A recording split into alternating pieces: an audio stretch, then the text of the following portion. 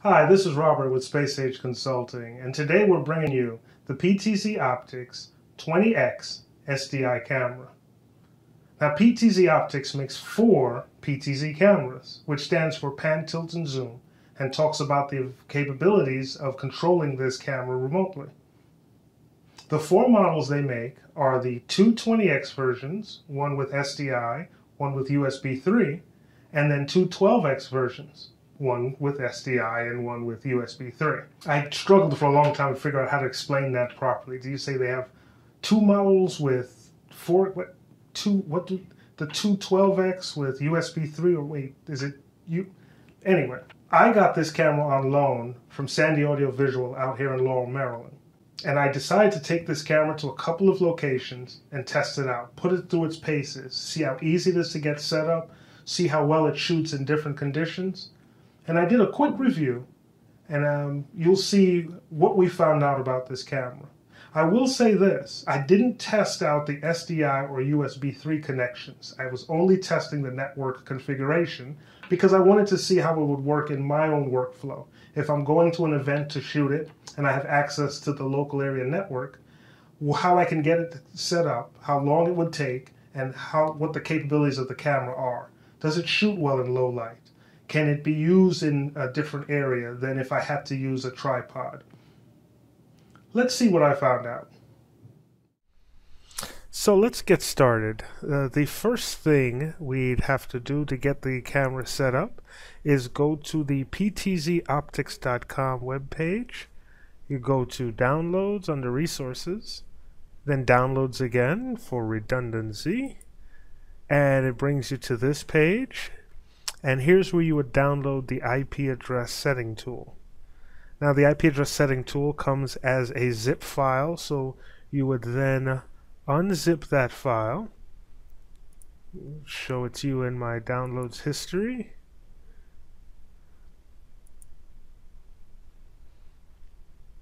So you would unzip that file, and then you end up with this folder.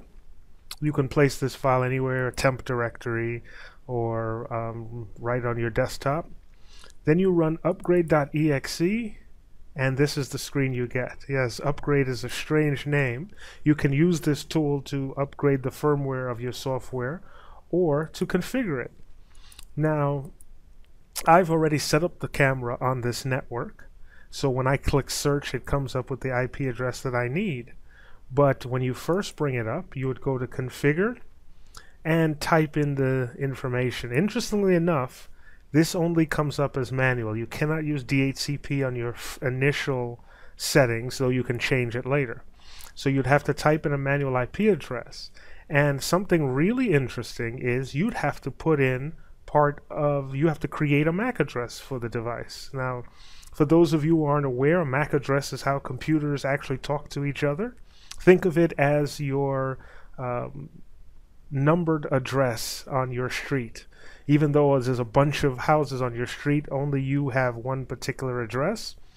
And so this is what a MAC address is. And this is the first device I've ever seen where you put in the last couple of digits for your MAC address. You can go anywhere between 0 and F. I believe is the last digit. So they're hexadecimal numbers, but we're not going to get too deep into that. So once you put that information in, you would hit set. The camera would then reboot. It takes about a minute and a half. And then whatever address you put in, you can go straight to that web page using your browser. Now, I'm going to use Internet Explorer. I've found that the plugin that you're going to need works better under Internet Explorer.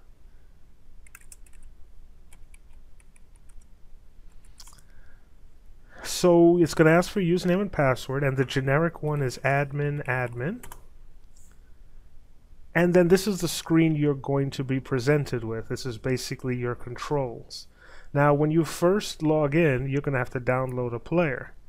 The player is going to be the free VLC media player. It's a good little program, allows you to play a lot of different videos, no more having to use QuickTime, especially since it's no longer supported under Windows. You can use VLC to run all your video programs, and it is important for being able to take a look at this camera. So the first page you're going to get is the live shot. Then the second is settings. You can set up your streams. This camera allows you to have 2 streams. I'm streaming at 1920 by 1080 HD, as well as a lower bit rate. You can go all the way up to 720 by 576, so that you can have 2 streams going at the same time. Normally these are set for constant bit rate. I've changed them to variable just to ease traffic on the network. On this page you can make adjustments to the image. You can brighten it up or make it really dark,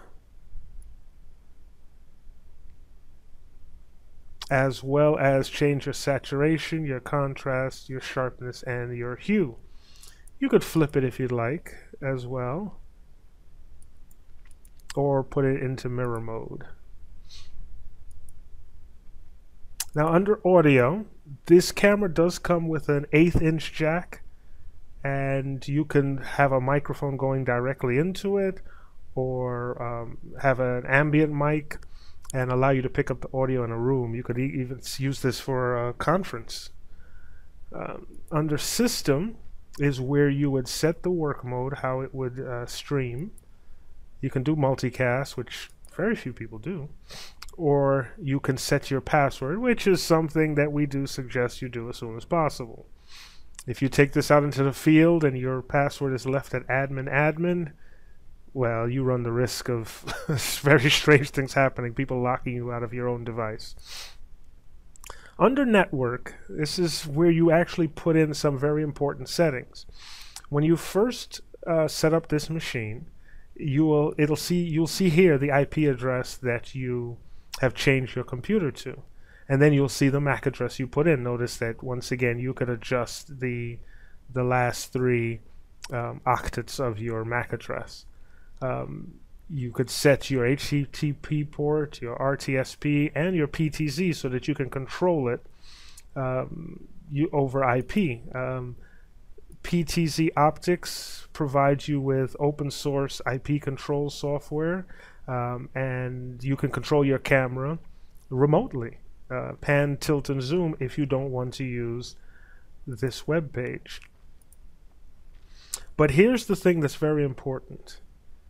When you first bring up your camera, your streams will be set to off. You'll have to go in and turn them on. Also, the URL for the streams will not update by what you put into your LAN settings. You'll have to physically put these numbers in. So if you take the camera site and change your IP address, you have to physically come in here and change it to the new one. Pick up the settings from your LAN settings. I really wish it would. You also should turn on VIF off, ONVIF, turn it on, so that you can access, you can use different programs to access this stream without having to type in specific information. You can turn authentication off so that you don't have to use a username and password. And unless you specifically have your network set up to do multicasting, definitely turn this off. Information doesn't have a lot. It just gives you the device name, which you can change, as well as the software and web versions.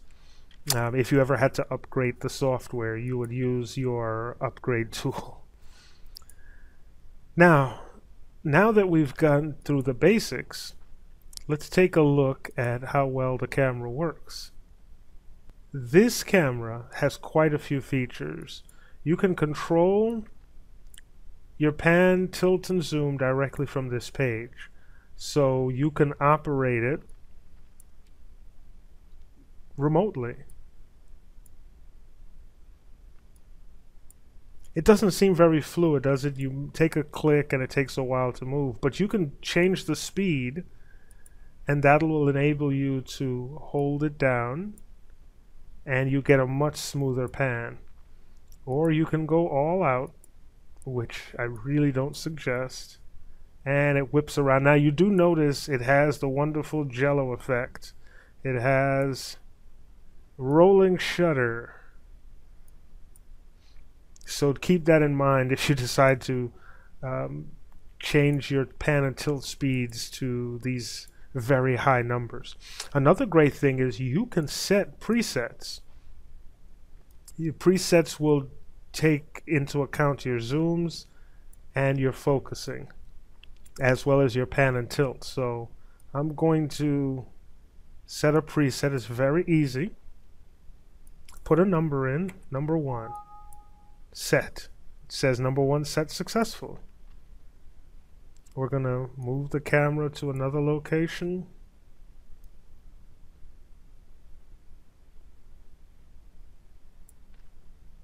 We can get a close-up view of your wonderful host.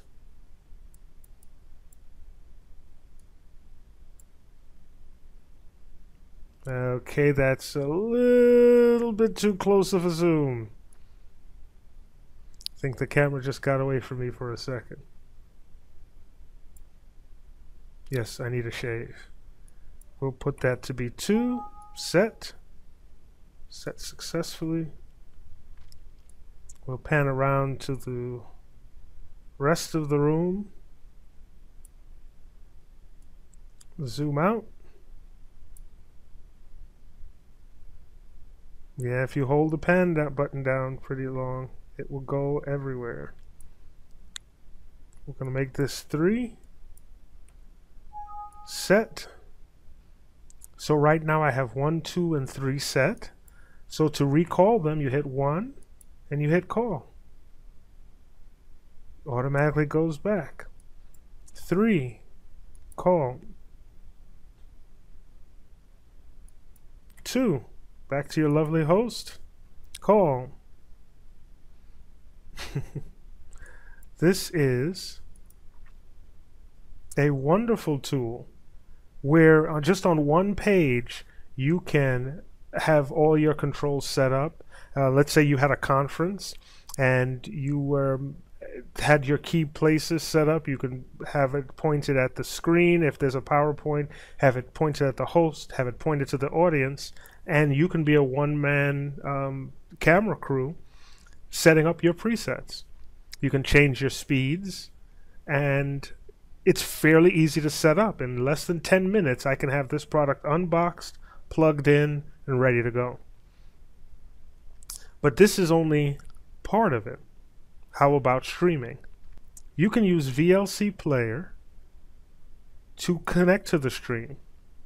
Open network stream.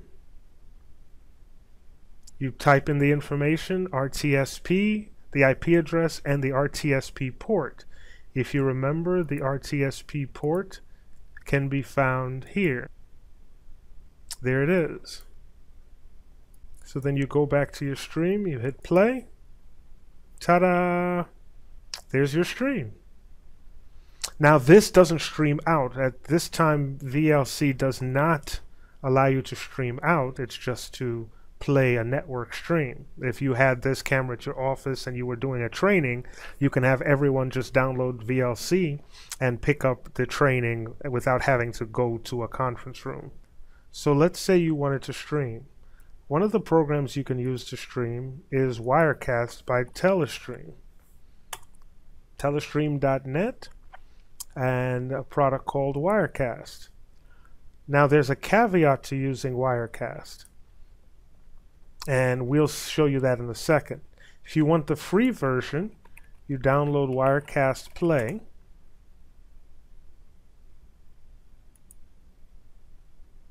By typing in your information, and it'll send you a download link.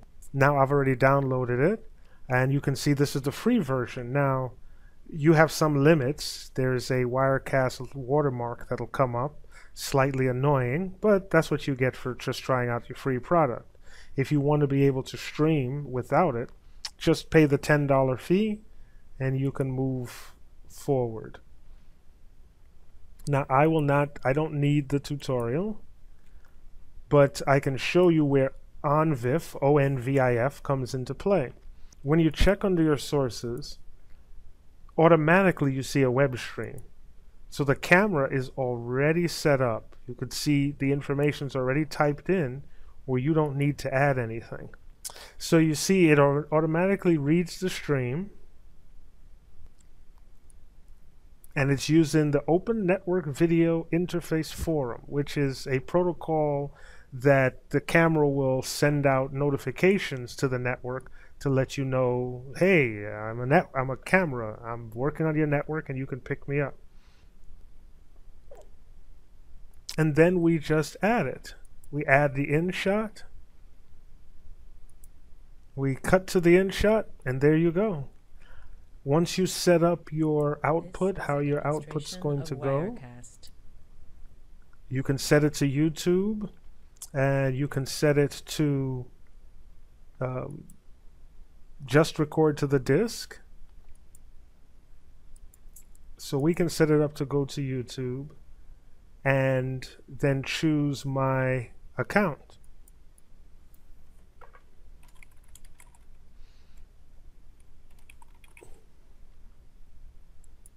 We're going to authenticate with my dummy account. This is a demonstration of Wirecast.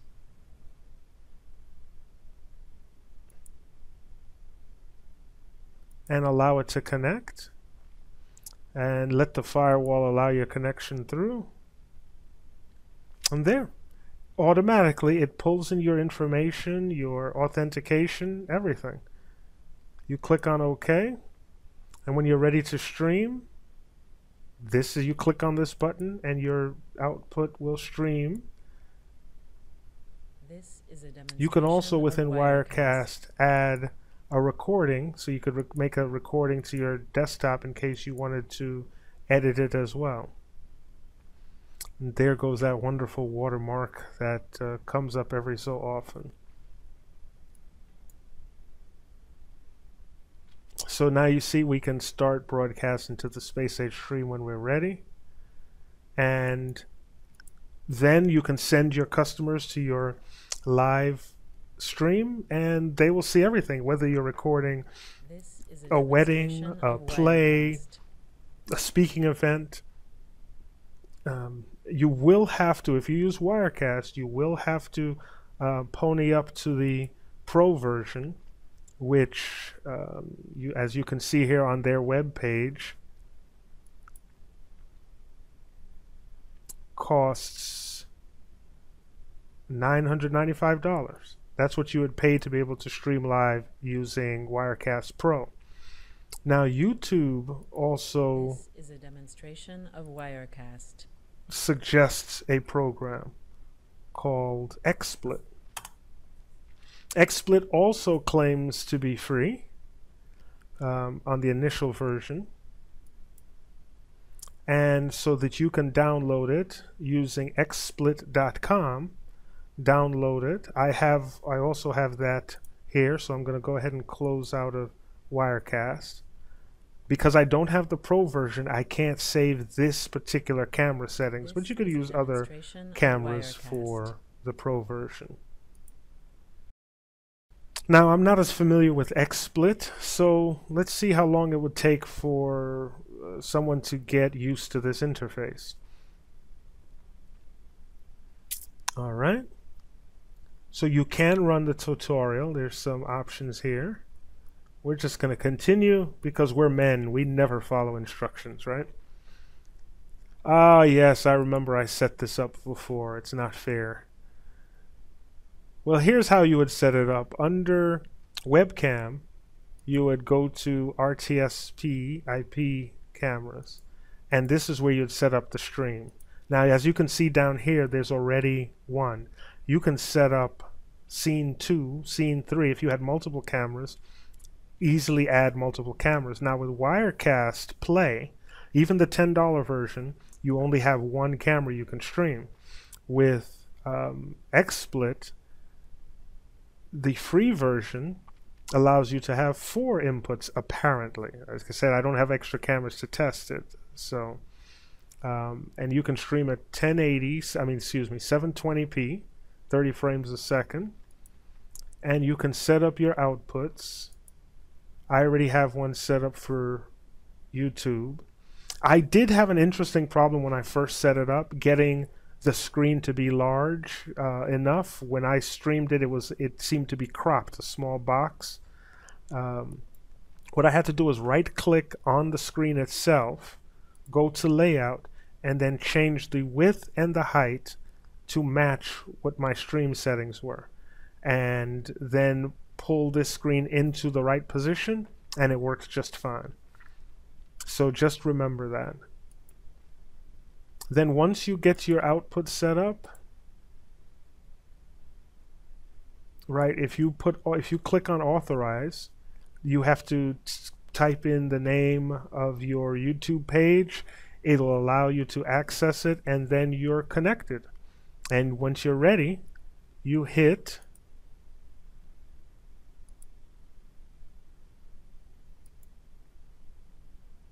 Start Broadcast. That simple. You're broadcasting. So this wonderful little PTZ camera is amazing. And just to show you how great it is, we're going to show you what it looks like in a low light condition. So this is low light. The only light in this room now is the light from the monitor. And it doesn't look bad at all. Obviously there's some banding, there's some artifacting in this corner. You can see some noise here.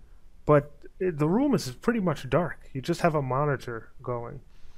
Now if we pan around to the rest of the room, we'll see how, yeah, you can still see just from the light of a monitor, you can still see the items in the room.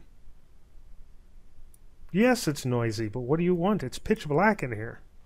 Okay, not pitch black. Pitch black would be with no monitors on. That's a bit outrageous. So, all in all, the PTZOptics 20x SDI, it's not a bad camera. I wonder how long they'll let me keep it. So what did we find out? I got to admit, I really like this camera. I can see using it in my workflow. I think the time from unboxing to getting it configured and ready to stream is under 10 minutes. I think even if you were to add a couple more to do an event, it's not going to add that much time. Once you get them set up in their location, you can configure and control everything from your computer. How easy is that?